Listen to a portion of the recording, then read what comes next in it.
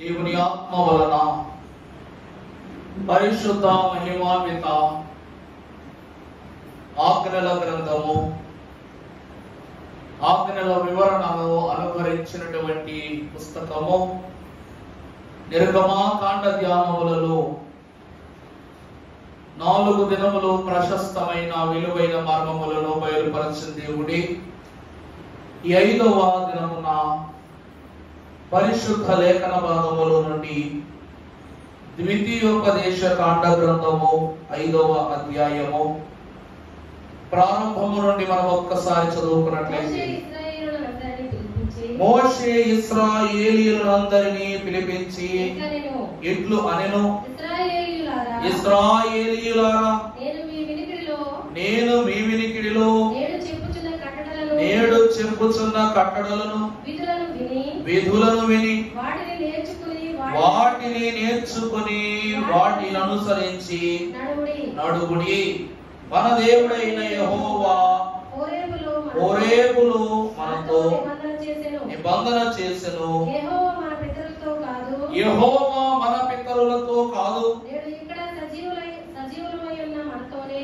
ఏడు మనము అనగా సజీవులమై ఉన్న మనతో ఈ నిబంధన చేసెను. ప్రార్థన.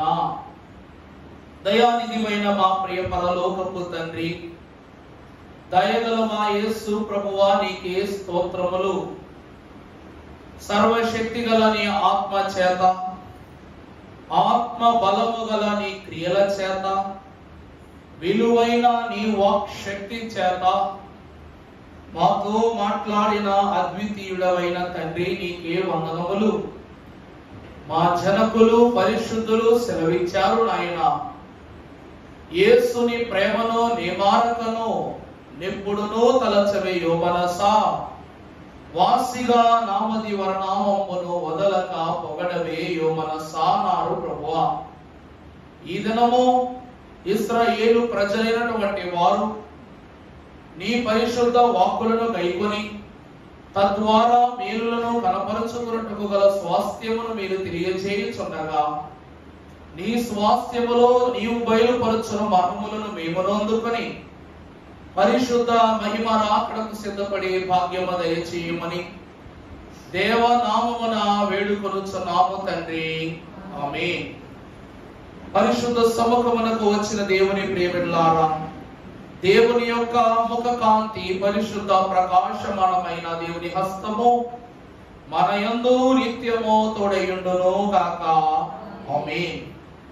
దైవజనులైన మోషే గారు పరిశుద్ధ ఆజ్ఞల గ్రంథమైన నిర్గమాకాండములో 20వ అధ్యాయమునందు దేవుడు బయలుపరచిన ధర్మశాస్త్రములోని 10 ఆజ్ఞలను మనకు చూపిస్తూ ఉన్నారు.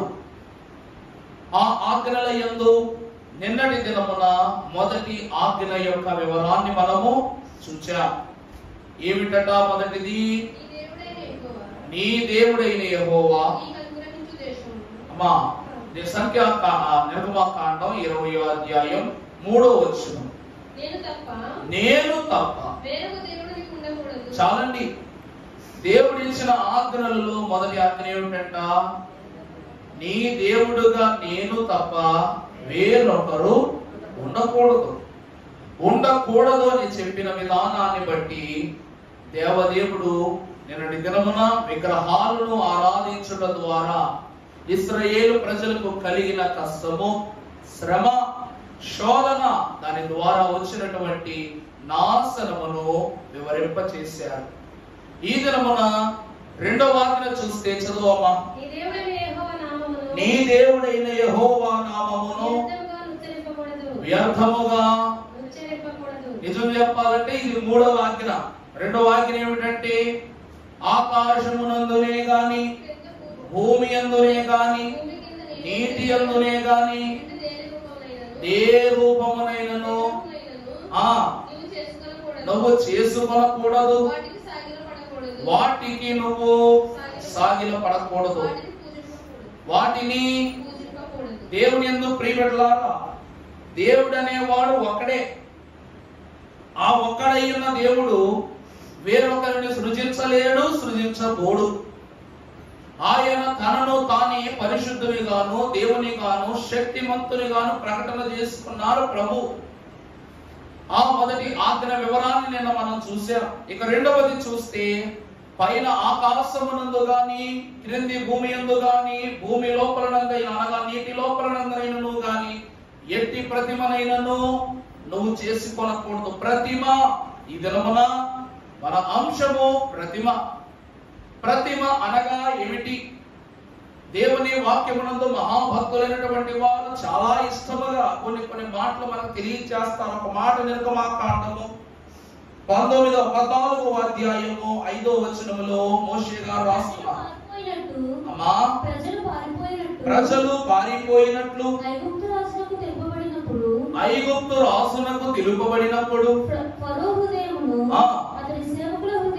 అతని సేవకుల హృదయమును ప్రజలకు విరోధముగా తిప్పబడి మనకు ఎందుకు ఇలాగూ చేసితిమి,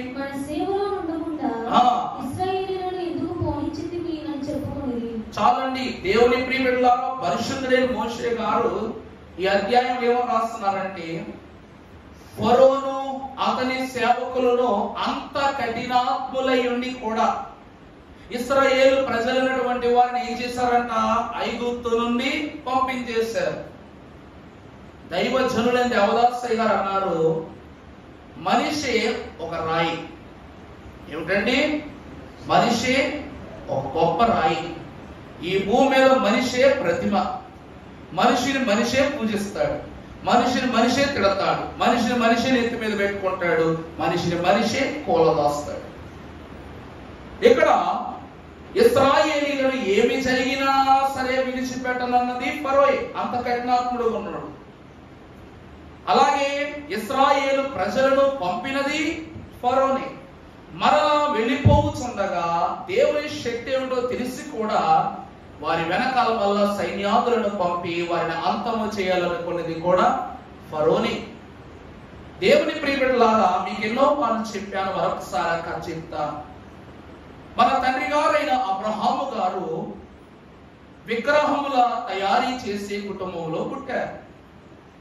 తన తండ్రి అబ్రహాము గారిని ఆయన చిన్ని వయస్సులో విగ్రహాలను తయారు చేసి అమ్ముకురమ్మని పంపేవారట. ఆ విగ్రహాలను నెత్తి మీద బుట్టలో పెట్టుకుని, తల మీద బుట్టలో విగ్రహాలను పదిలపరుచుకుని ప్రతి ఇల్లు తిరిగి విగ్రహాలను అమ్మి ఆ డబ్బును తీసుకొచ్చేవారు. ఒకరోజు అబ్రహాము గారు అలసిపోయి వ్యాపారము చేసి అలసిపోయి ఒక చెట్టు కింద కూర్చున్నప్పుడు ఆ విగ్రహాల వంక చూస్తున్నాడట. విగ్రహాల వంక చూస్తూ చూస్తూ తన మనసులో కలిగింది, కదలని బొమ్మలారా, నా తండ్రి మీకు రూపాన్నిచ్చాడు, నా తండ్రి మీకు విలువనిచ్చాడు, నేను 4 ఏళ్లకు తిరిగి నేను అమ్ముతున్నాను, కానీ అమ్మిన నాకు విలువ లేదు, కొనబడుచున్న మీకెందుకు విలువ వచ్చింది అని అబ్రహాం గారు అనలో ఆయనే సందేహపడ్డారంట. పడినప్పుడు అసలు ఈ విగ్రహాలు ఎందుకు జనుల దృష్టిలో ఎంత గొప్పగా ఉన్నాయో తెలుసుకుందామని అబ్రహాం గారు ఒకరోజు విగ్రహారాధన మొదలు పెట్టారంట. అబ్రహాం గారు ఏం చేశారండి? ఈరోజు ఈ బొమ్మలను కొనుక్కుంటున్న ప్రతి ఒక్కరికి మనసులో ఏమనిపిస్తుంది? ఈ బొమ్మ ఖచ్చితంగా ఏదో మేలే చేస్తని. ఈయన కూడా అలసిపోయాడు కాబట్టి ఒక బొమ్మను తీసిన ఎదురుగా పెట్టుకుని, అలసిపోయిన నాకు సేద తీర్చున్నట్లు నాకేదైనా తాగటానికి ఇవ్వని ఆ బొమ్మను అడిగాడు. ఆ బొమ్మ కదల్లా, ఉలకలా, పలకలా. ఇంకొక బొమ్మ తీసి ఎదురుగా పెట్టుకున్నాడు. ఆ బొమ్మను అడిగాడు. ఆ బొమ్మ మాట్లాడలా. మొత్తం తట్టలో ఉన్న బొమ్మలన్నిటిని ఎదురుగా పెట్టుకుని అన్ని బొమ్మలతోనూ మాట్లాడాడు. ఒక్క బొమ్మ కూడా స్పందించలేదు. అప్పుడు ఈ బొమ్మలన్నీ తానే విరగొట్టేసి తట్టలో వేసుకొని ఇంటికి వెళ్ళిపోయాడు. ఇంటికి వెళ్ళిపోయి తన తండ్రి ఎప్పుడు నా కొడుకు అమ్ముకొని రావడానికి సాయంకాలం అవుతుంది, ఈ రోజు ఏంటి మధ్యాహ్న కాలానికి వచ్చేసాడు నా కుమారుడని, ఏమైనా అన్ని బొమ్మలను నువ్వు అమ్మేసావా అని అంటే, అప్పుడు అబ్రహాం గారు అంట, నాన్నగారు మీరు తయారు చేసి ఇచ్చిన ఈ బొమ్మలు ఏవైతే ఉన్నాయో, ఈ దేవుళ్ళు ఏవైతే ఉన్నాయో, ఇవన్నీ నేను అమ్ముచుండగా నా తల మీద తట్టలో యుద్ధము చేసుకుని అన్ని చనిపోయాయి అన్నారంట. ఇది ఎలా సాధ్యమని అడిగినప్పుడు, నేను అమ్ముచుండగా ఒక బొమ్మ అంది, ఆయన నన్నే ముందు చేశాడు, నన్నే బలంగా చేశాడు, నన్నే సౌందర్యంగా చేశాడు, నన్నే అలంకరీకృతముగా ఆకర్షణీయంగా తయారు చేశాడని ఒక బొమ్మ అందంట.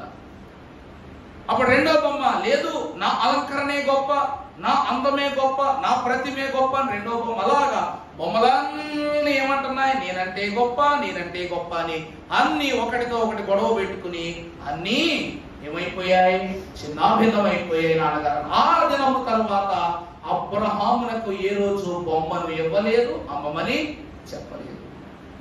దేవుని యొక్క ప్రియబిడ్డలారా, కథలని బొమ్మ విషయములో అబ్రహాము యొక్క తలంపు ఎలా ఉన్నదో మనకు భక్తులు తెలియజేశారు. కానీ ప్రతి దినము ప్రతిమను పూజించే ఐగుప్తు దేశస్థులైనటువంటి వారు, ఫరో సైన్యము, ఫరో ఐగుప్తు దేశీయులు, వారు ఈ రాతి ప్రతిమల ద్వారా చేసినటువంటి పూజా కర్మములను బట్టి బొమ్మలో ఉన్న కఠినత్వము వీరిలోనికి వచ్చేసింది.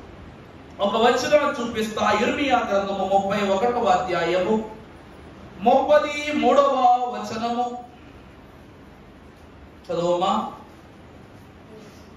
యిర్మీయా గ్రంథం 31వ అధ్యాయం 33వ వచనం. అమ్మా, ఈ దినములైన తరువాత, అమ్మా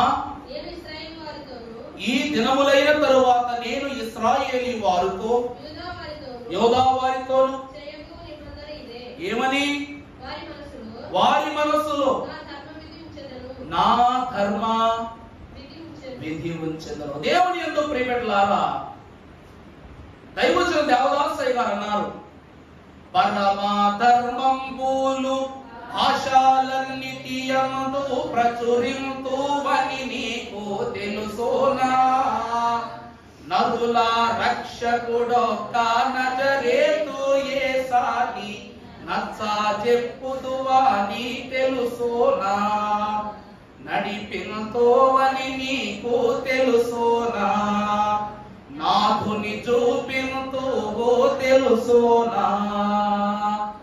దేవుని యొక్క ధర్మ విధి మనలో ఉన్నది అనగా, కఠినమైన మన ఆత్మ దేవుని ధర్మ విధులను బట్టి మన హృదయములోనికి దేవుడు ప్రవేశించిన వారై ఉన్నారు.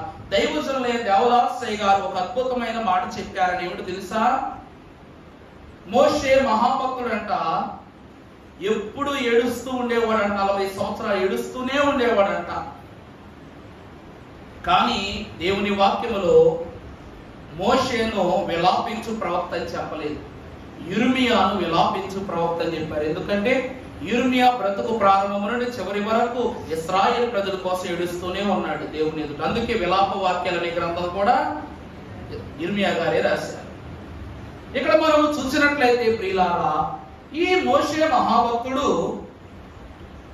రాజకలను అనుభవించిన తరువాత మిద్యాను అరణ్యములో తన మామయ్యంట ఒక మంద కాపరిగా తన బ్రతుకును గడిపిన తరువాత 4 రకాల దశలను మోషే గారు చూశారు.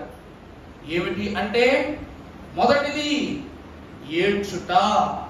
మొదటిది ఏమిటండి? ఏడ్చుట. రెండవది ఊడ్చుట.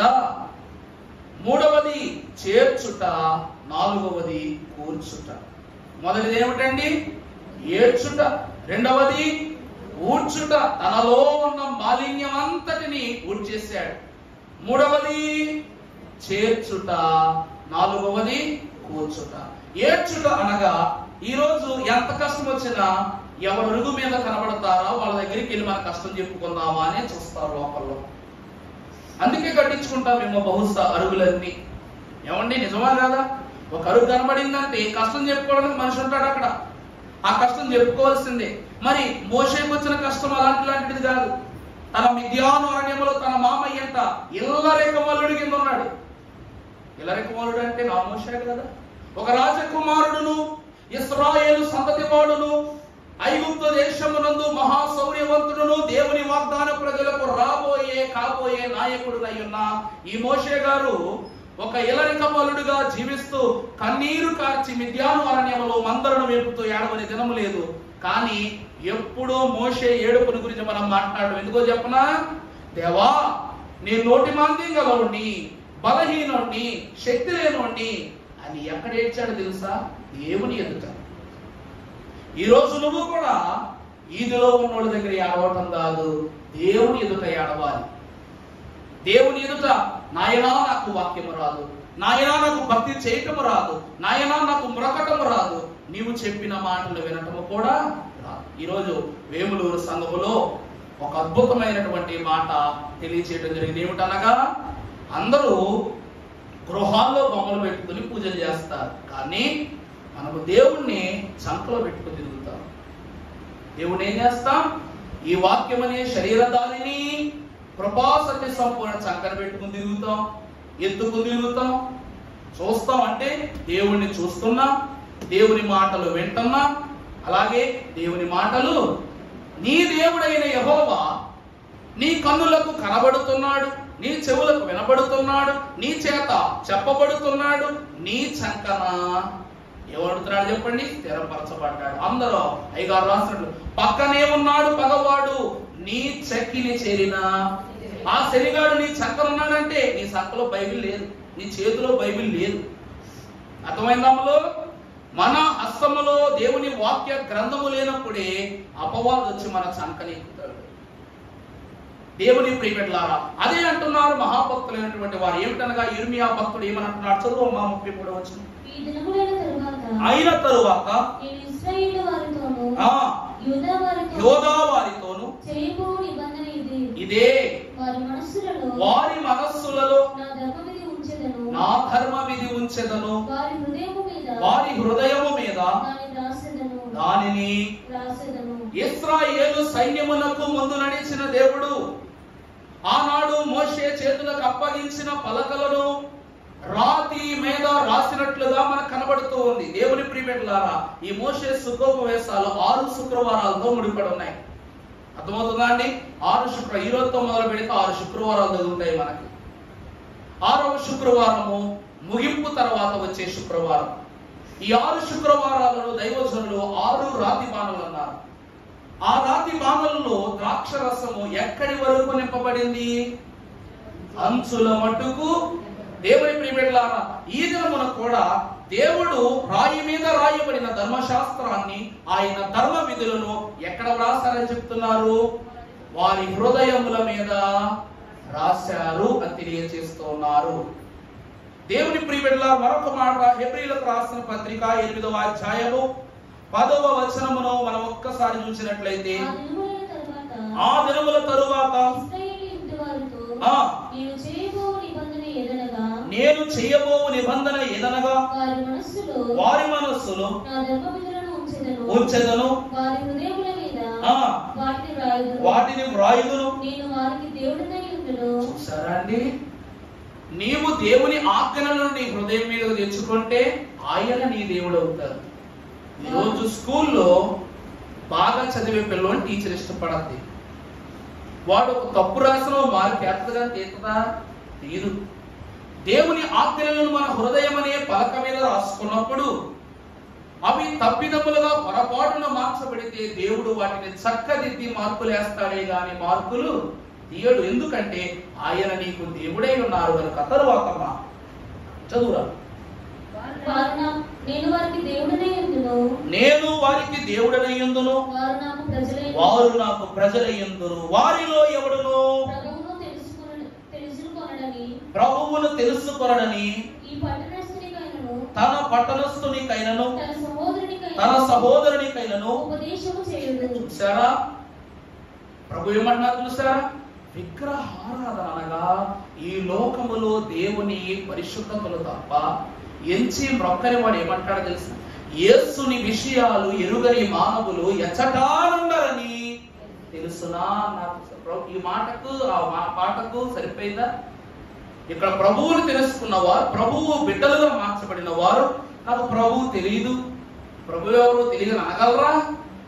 కన్నులారా, నేను కన్నులారా చూస్తుండగా వారికి ప్రతిఫలము జరిగెను. లోకములో దేవుని యొక్క సత్యము తెలియజేస్తూ ఉన్నది. మనము దేవుని కనులారా చూడాలి. అలా చూస్తే నీ అపరాధ క్రియలను బట్టి నిన్ను శోధించు వారికి దేవుడు ప్రతిఫలాన్ని చేస్తాడు.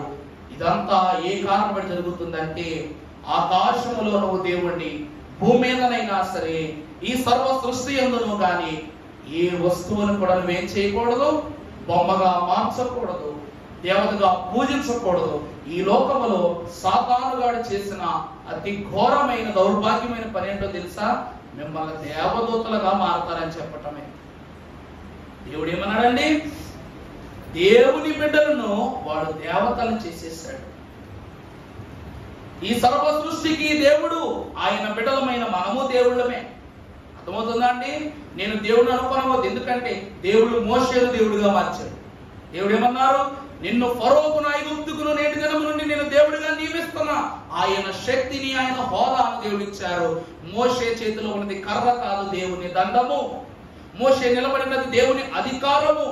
మోషే హెచ్చరించినది కేవలము ఫరోను మాత్రమే కాదు, పాప సైన్యమును. ఇక్కడ మనము చూసినప్పుడు ఈ సాతానుగాడు వచ్చాడట. ఈ పండు తింటే మీరేమవుతారు? దేవతల వలె మారిపోతారు. వీడు ఒక దూత, దేవునికి అన్యాయం చేశాడు, దేవత్వమును కోల్పోయాడు. ప్రధాన దూతగా ఉన్నవాడు చివరి స్థితికి వచ్చి పడ్డాడు. దేవునిని విడిచి సర్వసాధారణమైన దూతగా మారిపోయాడు కదా, అపవాదిగా దూతగా మారిపోయాడు. కాబట్టి ఈ దేవదూత అనే పదములో నుండి వాతీసేశాడు. దేవుని నుండి వాతీసేగానే దేవతలు అయిపోయారు. ఏమైపోయారండి? ఏమైపోయారు వీళ్ళు? దేవతలుగా మార్చబడ్డారు. నిజమే, ఈరోజు ప్రతి మనుషుడు దేవతల్లాగే ప్రవర్తిస్తారు. చూస్తారు కదా, కొన్ని చోట్ల పూర్ణక వచ్చినట్లు ఊగిపోతారు. తప్పు పట్టను. మన కొన్ని ఆలయాల్లో కూడా పరిశుద్ధాత్మ కమ్మిందంటారు. దేవుని ప్రియమిట్లారా, పరిశుద్ధాత్మ రావటం అంటే వాక్యములో చెప్పినట్లు ఆ భాషను దేవుడే రాయించలేదు, అది అనుభవం అంతే. ఆ అనుభవమును దేవుని ద్వారా పొందుకోవాలి కానీ మాటల రూపంలో రాయటం కాదు. ఒక ఆమె ఒక చోట ఏం చేసిందంటే, ఆమె పరిశుద్ధాత్మ కమ్మినట్టు ఊగిపోతూ ఎవరికేమర్థం అవుతులే భాష అని ఒక భాష చెప్పింది. అంటే ఏమిటంటే మెనేటికల్ పర్సన్స్. ఏమంటున్నావే? మెనేటికల్ అంటే దాని అర్థం ఏంటి? నీ పాపము త్రాసుతో తూచారంట. అంటే ఆమె పరిశుద్ధాత్మ కమ్మి ఆమె పాపాన్ని ఆమె త్రాసెట్టి తూచేసుకుందంట. అంటే వినేవాడు అందరూ, ఎవరో ఒకరు వెనక మానరు. మనుషులు వినకపోతే దేవుడు వింటాడు. ఆమె దైవ సన్నిధిలో ఆమె పాపిగా చెప్పుకుంది. ఆమె పాపాన్ని ఆమె తూకం వేసుకుంటుంది. ఎవరికో దేవుడు ఇచ్చినటువంటి మాటను ఈమె మాటగా భావించుకుంది. దైవజనులు అన్నారు, ఈ కీర్తన నాకే అనుకోవాలి, ఈ ప్రార్థన నాకే అనుకోవాలి, ఈ వాక్యము నాకే అనుకోవాలి, కానీ ఈ పాపము నాకే అని అనుకోకూడదు అన్నారు. అలా అనుకుంటే అది నీకే చెల్లుతుంది. అది నీకే చెల్లుతుంది. రెండవ ఆజ్ఞ భక్తుడైన ప్రభువైన దేవదేవుడు మత్తయి సువార్త 22వ అధ్యాయం 37వ వచనములో సాక్షిగా నిలబడిన మత్తయి ద్వారా ఇచ్చారు. 22:37. అందుకాయన నీ పూర్ణ హృదయముతోను, పూర్ణాత్మతోను, పూర్ణ మనస్సుతోను నీ దేవుడైన ప్రభువును ప్రేమింపవలెననియు మొదటిదైనను ఆజ్ఞ. ప్రభునందు ప్రియులారా, ఈ రోజు నువ్వు ఆరాధించబోయే దేవుణ్ణి బొమ్మెట్టుకుని ఆరాధించక్కల్లా, పూర్ణ మనస్సుతో ఆరాధించు. దండే సాధన ఆరాధించక్కల్లా, పూర్ణ హృదయముతో ఆరాధించు. తర్వాత చెప్పండి, ఇంకేం చేయకూడదు? బొట్లు గిట్లు కొబ్బరికాయలు కట్టుకోవడం తప్పుగా అనుకోకండి. నా మాటకు విలువిచ్చారు. మన రాకడ జయం గారి యొక్క పెద్ద కుమారుడు అతను మొదటి దినాన, అంటే ఇప్పటికి 2 నెలల పైన అయిపోయింది, 2 నెలల దగ్గర పడింది. మరి కుమారుడు వాళ్ళ గృహం పక్కన పక్కిలు కడుతున్నారు మామిడి చెట్టు దగ్గర. గోయి తీసి శంకుస్థాపన కార్యక్రమం చేసిన తర్వాత వారు అంటున్నారు, అయ్యగారు కొబ్బరికాయ కొట్టమంటారా అని అన్నారు. అంటే నాకేం సంబంధం లేదండి, నా విధి కొద్దీ, నా క్రమం కొద్దీ దేవుడు నాకు ఇచ్చినటువంటి ఈ అధికారాన్ని బట్టి దైవ క్రమంలో నేను చేశాను. మీరు దేవుని పని గౌరవం ఇస్తే నువ్వు పని చేయొద్దు, లేనట్లయితే మేము ముందు సాగని అనగానే ఆ కొబ్బరికాయలు తీసుకెళ్ళి ఇంట్లో పడేశారు. ఇంట్లో పడేసి యథావిధిగా శంకుస్థాపన పూర్తి చేశారు. అంటే దేవుని వాక్యం సెలవిస్తూ ఉంది, కొబ్బరికాయల నుండి నీళ్ళే వస్తాయి, బంగారు కాసులు రావు. అలాగని నువ్వు చేసే ప్రార్థనలో నుండి దేవుడి మహిమే వస్తుంది, కానీ ఈ లోకమునందు మరొక కన్నీటి బొట్టులు దేవుడి నీ కళ్ళ నుండి రప్పించడు. దేవుని ప్రియబిడ్డలారా, దేవుని వాక్యములో దేవుని నీ పూర్ణ హృదయముతో, పూర్ణ మనస్సుతో, పూర్ణాత్మతో నువ్వు ఆయనను స్వీకరించడమే నిజమైన ప్రతిమ, నిజమైన రూపము. అందుకే దేవుడు ఏమంటారు అంటే, సింహాసనమును విడిన ప్రభువు, దేవాలయమును విడిన ప్రభువు నీ దేహమునే దేవాలయంగా మార్చుకున్నారు, నీ శరీరాన్ని. అందుకే ప్రభు ఏమంటున్నారు, నిన్ను వలె నీ పొరుగు వానిని. అంటే నిన్ను నువ్వు ప్రేమిస్తున్నావు అంటే నీలో ఉన్న దేవుడిని ప్రేమిస్తున్నావు అంటే నువ్వు ఎదుటి వాడిని కూడా దేవుని వల్లగే భావిస్తావు. భావిస్తావా, భావించవా? అదే దేవుడు అంటూ ఉన్నారు, ఈ నిన్ను నువ్వు ప్రేమించడం ప్రారంభించు, దేవుడిని ప్రేమించడం యథావిధిగా జరుగుతుంది. దీనికోసం ఆకాశం వైపు చూడక్కర్లా, భూమి మీద చూడక్కర్లా, నీటిలోనూ చూడక్కర్లా, ఎక్కడనూ చూడనక్కర్లా. చంకలో పిల్లిని పెట్టుకుని ఊరంతయు గాలించినట్లుగా బొమ్మలను చేతబట్టుకుని సర్వము చుట్టూ తిరుగుతున్నాం ఈ రోజున. మరొక మాటను చూపిస్తాను. యెషయా గ్రంథము 40వ అధ్యాయము 18వ వచనమును ఒక్కసారి చదువుకున్నట్లయితే, చదువు. కావున మీరు ఎవరితో దేవుని పోల్చుదురు? అవండి దేవుడు ఏమంటున్నారు, కావున మీరు ఎవరితో దేవుణ్ణి పోల్చెదరు? ఏ రూపమును ఆయనకు సాటి చేయగలరు? విగ్రహములను చూడగా శిల్పి దానికి పోతపోయును, కంసాలి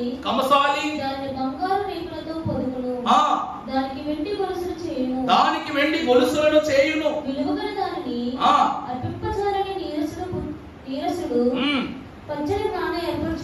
ఏర్పరచుకొనెను. కదలని, అక్కడ చూసారా ప్రత్యేకంగా రాయబడి, కదలని విగ్రహమును స్థాపించటానికి నేర్పుగల పనివానిని వెదకి పిలుచుకొనెను. నీకు తెలియదా? మీరు వినలేదా? మొదటి నుండి ఎవరునూ మీతో చెప్పలేదా? భూమిని స్థాపించుటను బట్టి మీరు దానిని గ్రహింపలేదా? చాలండి, చాలు. దొరికిన ప్రతి బొమ్మను పట్టుకెళ్ళి చెట్టు కింద, పుట్ట కింద, నచ్చిన ఏ చోటు కింద అయినా పెడతాం. నీ దేవుడు భూమి మీద కూర్చొని ఉన్నాడు.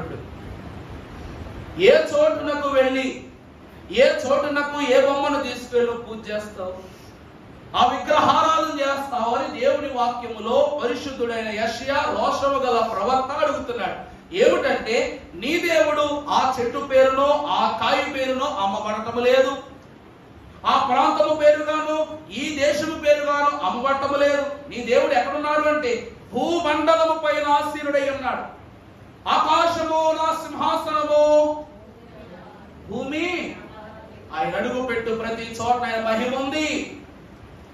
అటువంటి ప్రభువులకు నువ్వు ఎక్కడ ఆలయము నిర్మించినను ఆయన అందులో ఉంటారు. కానీ ఆయన రూపమును చెక్కటానికి మాత్రం నువ్వు ప్రయత్నం చేసి పోల్చవద్దు అంటూ ఉన్నారు. దేవుని ప్రియబిడ్డలా, దేవుని వాక్యము దైవజనుని బట్టి ఏమంటూ ఉందంటే, దేవదాసయ్య గారి గదిలో ఆయనకి ఇష్టమైన ఒక ఫోటో ఉండేదంట. ప్రభువుది చాలా ఇష్టమైన ఫోటో ఉండేదంట. ఉండేసరికి ఏదో ఒక చిత్రపటాన్ని మనం మన గదిలో ఉంచుకుంటాం కనుక దైవజనుల గదిలో కూడా ఫోటో ఉండేది. ఈరోజు వాడుకలోకి వస్తూ ఉంది. మెషన్లో కూడా ఆ యొక్క ఫోటో అవుతుంటారు. ఆ యొక్క ఫోటోను చాలా మంది చూస్తనేవారు. అయ్యగారు ప్రభు అచ్చం ఇలాగే ఉంటారా? ఎందుకంటే ప్రభువును దైవజనుడు చూశారు కనుక ప్రభు ఇలాగే ఉంటారా అని అడిగితే, నా ప్రభువు ఎలా ఉందో నేను ఎరుగుదును, నా ప్రభువును నేను ఎరిగినట్లు మీరును ఎరుగవలను. అంటే మీరేం చేయాలి? ఏం చేయాలి? ఈ లోకములో ఉన్న వాటిని చూచుట మానేయాలన్నారట. నా ప్రభు ఎలా ఉంటారో నాకు తెలుసు. అయ్యగారు రూములో బొమ్మ ఉంది, అందరూ చూస్తున్నారు. కానీ రోజు అయ్యగారు ప్రభుత్వమే మాట్లాడుతున్నారు. మన వ్యక్తులు మన ముందే ఉన్నారనుకోండి, ఫోటోలు చూస్తామా? ఫోటోలు చూడం. వాళ్ళు లేకపోతే ఫోటోలోకి చూస్తాం. దైవజనుడు రోజు ప్రభుత్వం మాట్లాడేవారు, రోజు ప్రభువుతో ముచ్చటించేవారు, రోజు ప్రభు పలుకులను వింటూ ఉండేవారు. అందువలన ప్రభువును బట్టి ఆయన అన్నారంట, నా ప్రభువు రూపము నాకు తెలుసు, నా ప్రభువు తేజస్సు నాకు తెలుసు. మీకును తెలియాలంటే చిత్రాన్ని కాదు వాస్తవాన్ని చూడండి అన్నారంట. దేవుని ప్రియబిడ్డలారా, అందుకే బొమ్మలతోనూ వస్తువులతోనూ ప్రతిమలతోనూ దేనితోనూ మన ప్రభువును పోల్చకూడదు. ఎందుకంటే సర్వంబులో నీవు సర్వమై ఉన్నావు, నిర్వహించితివి నా నిఖిల కార్యములు. ఆయన ఆకాశములను కలిగించిన దేవుడు, భూమికి పునాది వేసిన దేవుడు, భూమండలము మీద ఆయన అధికారమును కనపరుస్తున్న దేవుడని భక్తుడైన యెషయా రాస్తున్నారు. అందుకే ఆయన ఎవరు అనగా ఆజ్ఞలలో ఆకాశమునందు గాని భూమి మీద గాని నేల యందు గాని దేనితోనూ పోల్చబడని దేవుడే మన దేవుడు. ఇక రెండవదిగా మీరు చూసినప్పుడు యోహాను సువార్త 4వ అధ్యాయము 21వ వచనము. అమ్మా ఒక కాలం వస్తూ ఉన్నది, ఆ కాలమునందు ఈ పర్వతము మీదైనను యెరూషలేములోనైనను ఏమంటున్నారండి? ఈరోజు ఆ కాలం ఎప్పుడో కాదు, ఇప్పుడే. ఆ కాలం ఎప్పుడండి? ఇప్పుడే. ఒక కాలము వచ్చుచున్నది. ఇప్పుడు నా దేవుడు ఫలానా ఫలానా వస్తువుగాను ఫలానా ఫలానా బొమ్మగాను మాట్లాడబడుతున్నాడు, చెప్పబడుతున్నాడు, వాడుకలోనికి రాబడుతూ ఉన్నాడు. యెరూషలేము పట్టణంలో కాకుండా పోర్చుగల్ దేశంలో ప్రభువుది ఇలా ఒక స్టాట్యూ ఉంటది. డివినిటీ స్టాట్యూ అంటారు దాన్ని. పోర్చుగల్లో చాలా అద్భుతమైనటువంటి బొమ్మ, క్రైస్ట్ ద రిడీమర్ అని రాస్తుంటుంది దాని మీద. ఇలా ఉంటది ప్రభు బొమ్మ, చాలా పెద్ద కొండ మీద ఉంటది. ఎన్నో ఆలయాలు ఉన్నా ఆ పర్వతం దగ్గరికి వచ్చి తెగ ప్రార్థన చేసేసుకుంటారు, కన్నీళ్ళంతా ప్రభు మీద వ్యక్తపరుస్తూ ఉంటారు. అప్పుడు ఒక యాజకుడట అక్కడికి వచ్చి వారి కన్నీళ్లను, వారి యొక్క వేదనలు గమనిస్తూ ఉన్నాడు. గమనించి అక్కడికి వచ్చి, మీరు ఎవరండి అని అడిగారంట. నేను ఒక పాస్టర్ అంటే, ఎంతమంది ఇక్కడ కన్నీరు కాలుస్తున్నారు, మీకేం అంశాలు లేవా, మీకేం చెప్పుకోవడానికి లేదా అని చెప్పేసానంటే, ఇప్పుడు అంటున్నారు, నా ప్రభువును ఎక్కడ చూసినారో నాకు కొత్తగా కనబడుతున్నారు. అందువలన ఏ స్థలములో నా ప్రభువుకు నేను చెప్పుకోవాలని ఆశపడతానో ఆ స్థలములో అంశం చెప్పుకుంటాను అని అన్నారు. అంటే ప్రార్థన చేసుకున్నారు. అంటే ఆ దేశములో వీధి వీధికి అద్భుతమైన దేవాలయాలు, శిల్పాలు. మన ఆలయంలో ఫోటోలు పెట్టుకుంటాం కానీ అక్కడ దేవదూతల ప్రతిమ కింద దేవదూతల స్టాట్యూస్ చేసుకుంటారు. ఇంకా ఆల్టర్ చూసామంటే మనం సల్లిపోద్ది అనమాట. అబ్బా, ఎంత అద్భుతమైన చిత్రాల, ఎంత అద్భుతమైనటువంటి నైపుణ్యమా అని ఆశ్చర్యపోతాం. అలా ఉంటే ఇక్కడ ఆలయాలు, ఒక్కొక్క ఆలయం యొక్క విలువ కొన్ని వందల కోట్లు. అంత విలువగా కట్టిస్తారు ఆలయాలను. అక్కడ దేవుని ప్రియబిడ్డలారా, ఆలయాన్ని బట్టో పరిస్థితులను బట్టో నీ దేవుని ఎదుట నువ్వు చెప్పుకునే స్వాస్థ్యము గాని అంశము గాని నెరవేరదు. ఇక్కడ ఏమని రాశారు చదువుమా? అమ్మా ఒక కాలం వస్తున్నది, ఈ పర్వతము మీద నైనను యెరూషలేములోనైనను మీరు తండ్రిని.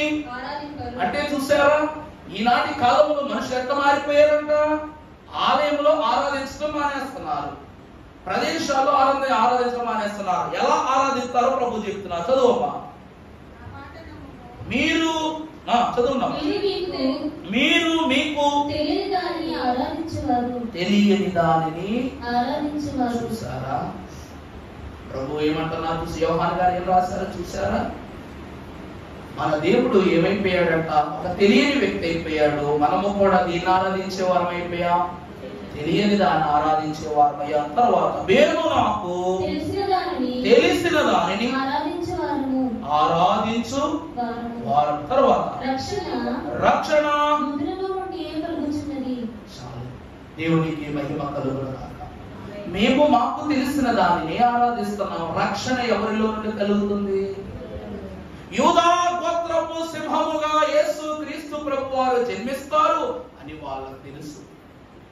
రెండవ రాకడలో మన ప్రభు మనలను కొనిపోవుటకు వస్తారన్న విషయం ఎవరు తెలుసు? మనకి తెలుసు. అందువలన దేవుని ప్రియబిడ్డలారా వాక్యములు ఏమంటున్నదంటే తెలియని విషయములను అడిగి తెలుసుకోవాలి గాని తెలిసి తెలియని తత్వాన్ని మనము ప్రదర్శించకూడదు.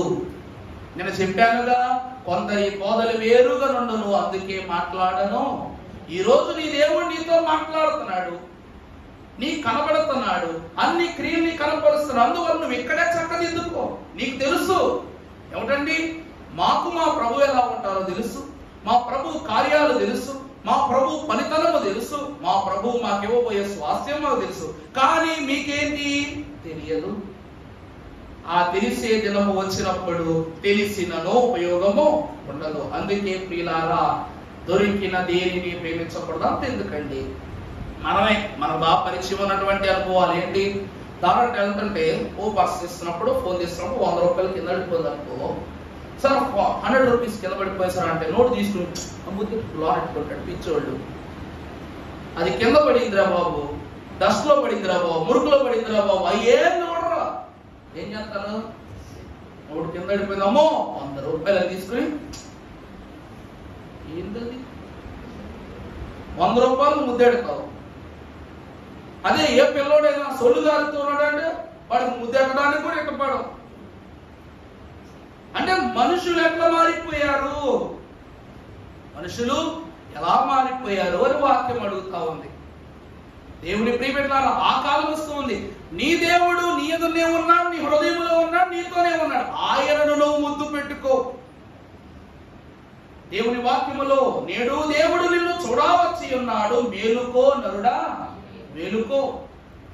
నీకు మొదమిచ్చి బ్రోచెడి ముద్దు బాలకుని హత్తుకో. ముద్దు ఆయన ముద్దెట్టుకో, ఆయన్ని హత్తుకో. దేన్ని హత్తుకుంటాం? సొమ్మును, సోకును, లోకాన్ని, పాపాన్ని, అవే ముద్దు. దేవుడు అంటున్నాడు, నువ్వు ఎంచుకునే ప్రతి వస్తువు పాపమే. భూమి మీద ప్రతి వస్తువు పాపమే. ఏది రక్షణిస్తుంది? రక్షణిస్తుందండి? ఈరోజు ఏదైనాను నీకు రక్షణ ఇస్తుంది అని ఎవరైనా చెప్పారంటే అది ఘోరమైన అబద్ధము. ఎందుకంటే దేవుని మ్రొక్కలండి ఓ ప్రియులారా, దేవరాజును కొలవండి. ఈరోజు ఎన్ని తిరిగినా పోవు పాపములు ఎంత ఏడ్చినా పోవు. ఎందుకంటే నీ దేవుడు తెలుసుకోనని పక్షాన ఎవరి దగ్గర ఏడుస్తావు, ఎక్కడ ఏడుస్తావు, ఎందుకు ఏడుస్తావు, ఏ కార్యం బట్టి ఏడుస్తావు? నీ కన్నీళ్లు తొడవనప్పుడు నీ కన్నీళ్లు ఆగవు. నీ కన్నీళ్లకు విలువ తెలియనప్పుడు ఆ కన్నీళ్ళ యొక్క అర్థమే నీకు తెలియదు. ఇక ఆ కన్నీరు కార్చడానికి గల వెనుకొన్నటువంటి ఇబ్బంది ఎవరికి చెప్పుకోవడానికి లేనప్పుడు నువ్వు ఏడ్చిన ఉపయోగం లేదు. అదే లోకము తీరు అని మీకు తెలియజేస్తున్నాను. మరొక మాటను చూపిస్తాను. యెషయా గ్రంథము 40వ అధ్యాయం 25వ వచనం చదవండి. 40వ అధ్యాయం 25వ వచనం. నీవితనితో సమానుడవని మీరు నన్నెవరికి. దేవుని ప్రియబిడ్డలారా, ఇది ప్రథమముగా శూన్యములో నుండి సృష్టి తీసిన ప్రభు యొక్క మహిమకు ముందు, ఆలోచన సభలో దేవదేవుడు ప్రస్తావింపజేసిన పరిశుద్ధ మాటకు ముందు ప్రధాన దూత అయినటువంటి అపవాది మనసులో కలిగింది. అపవాది అనగా తనలో దేవునితో తాను ఏమనుకుంటున్నాడు? సమానం అనుకుని చెడు తలంపు పుట్టించుకున్నందున దేవుని యొక్క శక్తి ద్వారా అతడు త్రోసివేయబడ్డాడు. ప్రభు అడుగుతున్నారు ఈరోజు, ఆనాడు ప్రధాన దూత హోదాలో ఉన్న అపవాది నన్ను సమానముగా పోల్చుకున్నాడు. అందుకుగాను అతను కలిగిన స్థానం ఏంటి? మట్టుగొయ్యలో పడటం. ఈరోజు మీరు అపవాదిలో ఆలోచించి నాకు సమానంగా ఏ దేవుని పెడతారు? అడుగుతున్నది అదే కదా. నీ ప్రభువు నాకు సమానమైన వారెవరు? అందుకే కన్వెన్షన్ కీర్తన పుస్తకంలో సమానులు ఎవరు ప్రభు, నీ సమానులు ఎవరు ప్రభు అనే పాట ఉంటది. ఈ లోకములో సమస్త మానవుల శ్రమానుభవమును తీసుకునే అంత సమానుడు ఎవరు? దాన్ని సహించేవారెవరు? వహించేవారెవరు? వహించి ప్రేమించగలిగే వారెవరు? ఒక్క ప్రభువే కదా. అందరూ అంటారు యేసు క్రీస్తు ప్రభు వారు పాప భారాన్ని మోసారు. పాప భారాన్ని మోసిన క్రీస్తు ప్రభు వారు మనకు పరిశుద్ధులైతే ఆ పాప భారమును మోయుటకు గల శక్తిని కుమారుని అనుగ్రహించిన యేసుక్రీస్తు ప్రభు యొక్క తండ్రి అయిన దేవుడిది ఇంకెంత గొప్ప మనస్సు. యేసుక్రీస్తు ప్రభు వారి పూర్వమే పాపాన్ని మోయగలిగారా? ప్రభు ఏమంటారు తెలుసా? తండ్రి, నీ వలనైతే ఈ గిన్నె నా యొద్ద నుండి తొలగించును అని ప్రభు వేడుకున్నప్పుడు ఒక దూత రూపమున్న దేవుని మీదకు దేవుని శక్తి వచ్చినట్లుగా కనబడుతుంది. పాపమును త్రాగటానికి ముందు, ఆ పాపము గల పాత్రను ఆయన అందుకోవటానికి ముందు దేవుని శక్తి తట్టుకునే బలాన్ని ప్రభువుకు పంపించింది. అంటే లోక పాపము ఎంత ఘోరమో చూడండి. దేవుని కుమారుడైనను దాన్ని ఏం చేయలేరు, భరించలేరు. దేవుడే భరించాలండి, దేవుడే భరించాలి. దేవుడు మాత్రమే భరించగలడు. అలాంటి నన్ను మీరు ఎవరితో సమానంగా పోలుస్తారు? ఎవరున్నారు ఈ భూమి మీద? ఎవరున్నారు? ఎవరు లేరు. అయ్యగారు కూడా ఎన్నో ప్రసంగాలు చెప్పారంట. ఈరోజు పాపం చేస్తే మనుషులు చంపేస్తారు. కాస్త మాటలో చెప్పలేదు కానీ మీకు బాగా తెలుసు, మామూలు సమయాలే చెప్తాను. పాపం చేసిన, తప్పు చేసామంటే తప్పు చేసినట్టు చంపేస్తారు, తప్పుని చంపరు. ఏమండి, ఫలానా వాడు ఇలా చేశాడనగానే వాడిని చంపేస్తారు. వాడితో పాటు ఆ తప్పు కూడా నశించమని అనుకుంటాం. ఆ తప్పును ఇంకొకడు చూస్తాడు, వాడు అదే దాంట్లో వస్తాడు. ఈరోజు పాపాన్ని చంపువారు లేరు కానీ పాపులను చంపేవారు ఉన్నారు. కానీ మన ప్రభువు పాపమును చంపిన పవిత్రుడు. మరొక మాట కూడా మనము చూస్తే ద్వితీయోపదేశ కాండము 4వ అధ్యాయము 14వ వచనం మనం చదువుకుంటే, అప్పుడు మీరు నది దాటుకుని స్వాధీనపరచుకొనబోవు దేశములో మీరు అనుసరింపవలసిన కట్టడలను, విధులను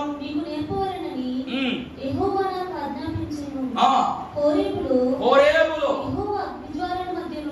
యెహోవా అగ్ని జ్వాలల మధ్య నుండి మీతో మాట్లాడిన దినమున మీరు ఏ స్వరూపమును చూడలేదు. భూమి మీద ఉన్న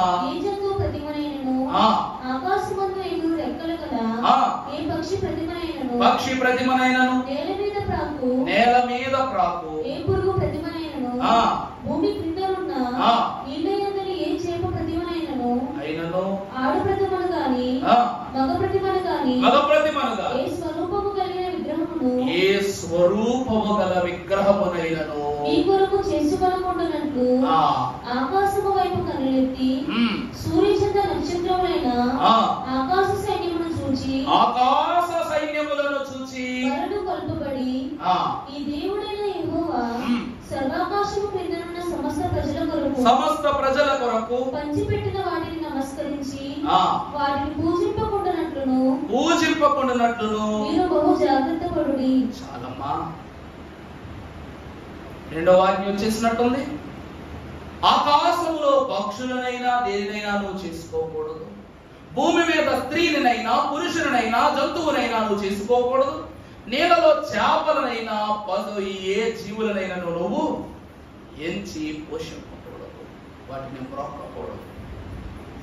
అలా చేసినట్లయితే నా స్వకీయ దేశమున నువ్వొక మాయని మచ్చగా ఉండిపోతావు, నా స్వాస్థ్యమును అందుకునే వాడిగా ఉండిపోతావు, నా హృదయమును తొలిచిన వానిగా ఉండిపోతావు, పాపానికి తావిచ్చిన వానిగా ఉండిపోతావు అని దేవుడు హెచ్చరిస్తూ ఉన్నాడు. రెండవ ఆజ్ఞను ఎంత ప్రత్యేకంగా చెప్తున్నారు. ఆయనతో ఎవరిని పోల్చకూడదు, ఆయన స్థానంలో ఎవరిని పెట్టకూడదు, ఆయన స్థితి యందు ఏ ఉగ్రహాన్ని నిలబెట్టకూడదు. ఆయన ఎక్కడ ఉన్నాడు అక్కడ ఉన్నాడని ప్రదేశాల పేర్లు చెప్పకూడదు. ఆయన ఆ ఎంటనే ఉన్నాడు, ఈ ఎంట లేడు అని మాత్రము చెప్పకూడదు. దేవుని ప్రియబిడ్డలారా, యిర్మీయా మహాభక్తుడంట తను బ్రతికినంత కాలము కన్నీళ్లు కాలుస్తూనే ఉన్నాడు. కానీ నాకు చెప్పినట్టు మోషే గారు జీవితంలో చాలాసార్లు ఏడ్చాడు, కానీ ఆ ఏడుపు దేవుని ఎదుటి మాత్రమే ఏడ్చాడు. నేను నోటి మాంద్యము గలవాడిని తన మామకు చెప్పలా, భార్యకి చెప్పలా, తన తల్లికి చెప్పలా, ఇశ్రాయేలు ప్రజలకు కూడా చెప్పలా. ఎవరికి చెప్పాడు? దేవునికే చెప్పాడు. యిర్మీయా గారు కూడా కన్నీరు కార్చారు. తిట్టినా, కొట్టినా, వెలివేసినా, దూరము తగిలేసినా సరే యిర్మీయా గారు ఏ రోజు తన ప్రజల ఎదుట కానీ తన పురజనుల ఎదుట కానీ కన్నీరు కార్చాల, దేవుని ఎదుట మాత్రమే కన్నీరు కార్చాలి. కారణం ఏమిటంటే ఆకాశము ఎదుట ఏడిస్తే ఆకాశానికి చులకన, భూమి ముందు ఏడిస్తే భూమికి చులకన. అంతెందుకండి, రాళ్ల ముందు రొప్పల ముందు ఏడిస్తే వాటికి కూడా చులకన. ఎందుకో చెప్పనా, నువ్వు ఆ రాళ్ళనే బొమ్మలుగా భావిస్తావు, ఆ రాళ్ళనే దేవుళ్ళుగా భావిస్తావు. ఇక నీటిలో చేపల ముందు అట్ల ముందు ఏడిస్తే ఒకప్పుడు చేపలుగా చెప్పాను చూసారా. ఒకడంట ఎండాకాలం రాగానే చాలా ఆనందంగా గేలం పట్టుకుని చేపలను పట్టుకోవడానికి కాలువకి వెళ్ళాడంట. వెళ్ళి ఒక గేలం వేసాడు, చేప తీశాడు, గేలం వేసాడు, చేప తీశాడు, గాలం వేసాడు, చేప తీశాడు. ఓ బోట్లో వెళ్ళి ఏం చేస్తున్నాడు, గేలం వేస్తున్నాడు, చేపలు తీస్తున్నాడు.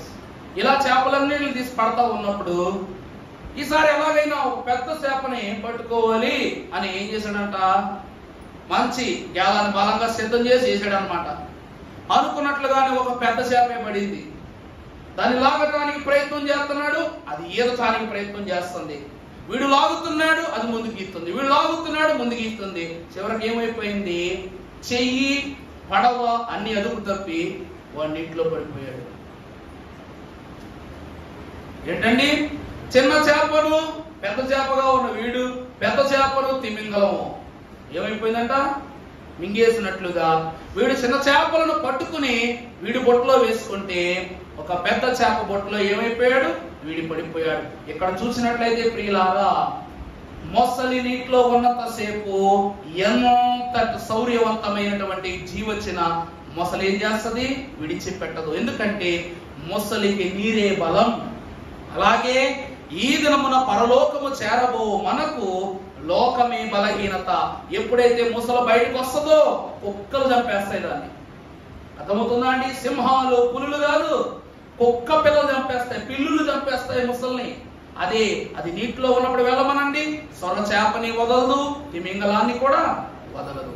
దేవునిని దాటి లోకంలోనికి వచ్చామా, కుక్కలైనా మన హీనంగానే చూస్తాయి.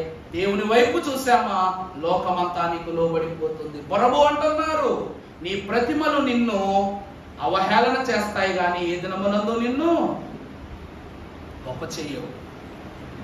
అయిగా రాశారుగా, నోళ్లు మోగపోతే రాళ్లు మాట్లాడతాయి. నువ్వు నోటి మాంద్యములు గలవాడు అని ఆ రాయి ఎదురు చెప్పుకుంటే ఆ రాయి మాట్లాడద్దంట. ఏమని కదలని నా ఎదుట కదిలి నువ్వు ఏడుస్తున్నావని నిన్ను వెక్కిరిస్తాయి.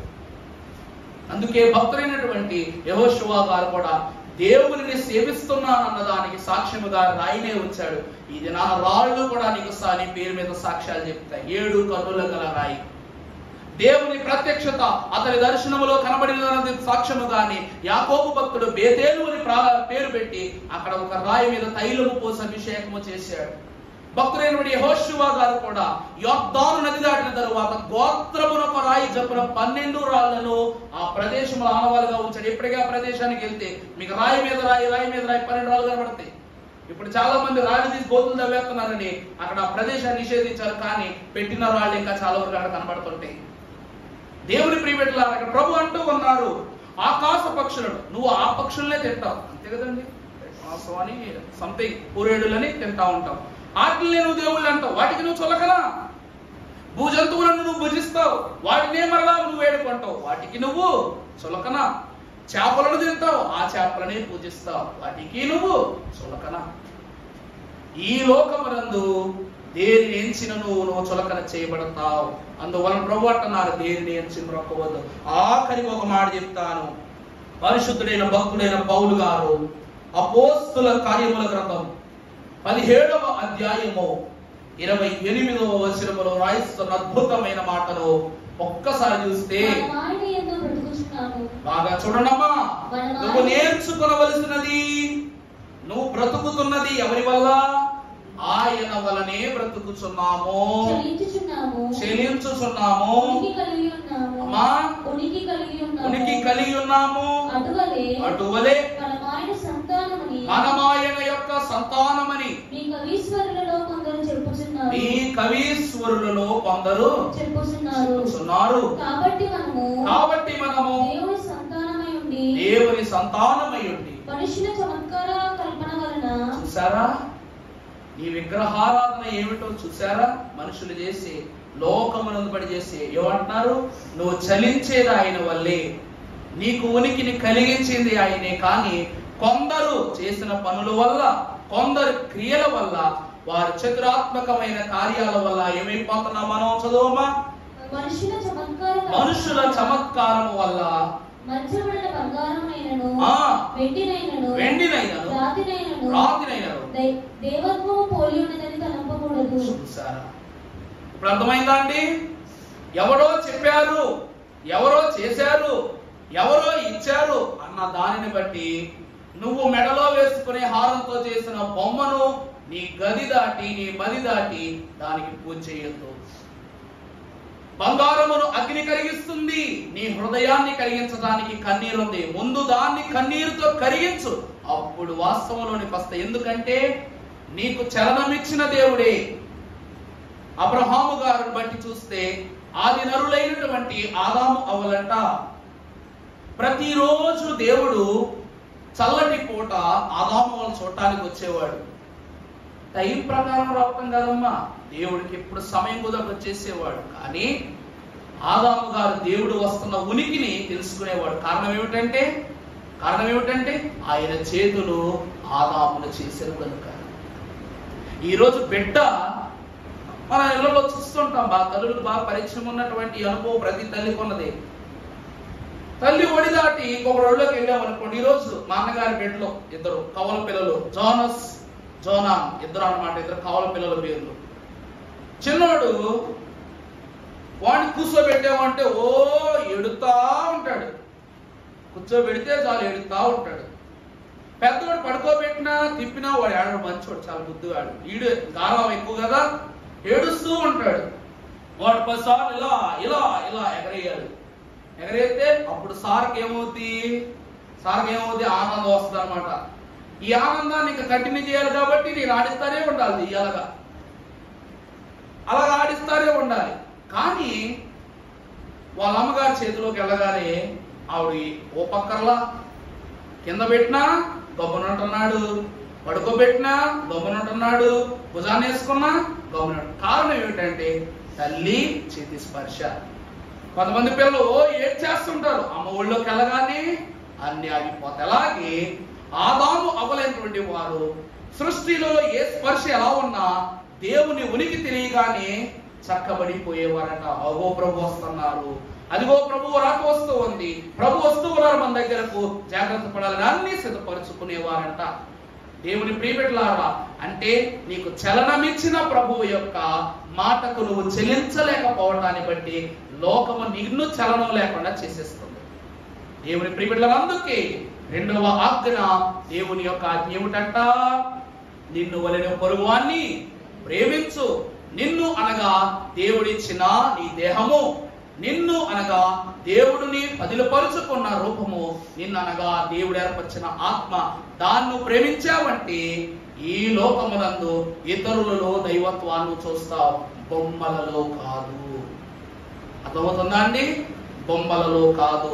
ఈరోజు వేలం పాటలు కానీ లేకపోతే పిల్లలకు పడుకోబెట్టి ఒక సాప్ వేసి పెన్ను, డబ్బులు, బంగారము అవి ఇవి మనం బైబిల్ పెడతాం.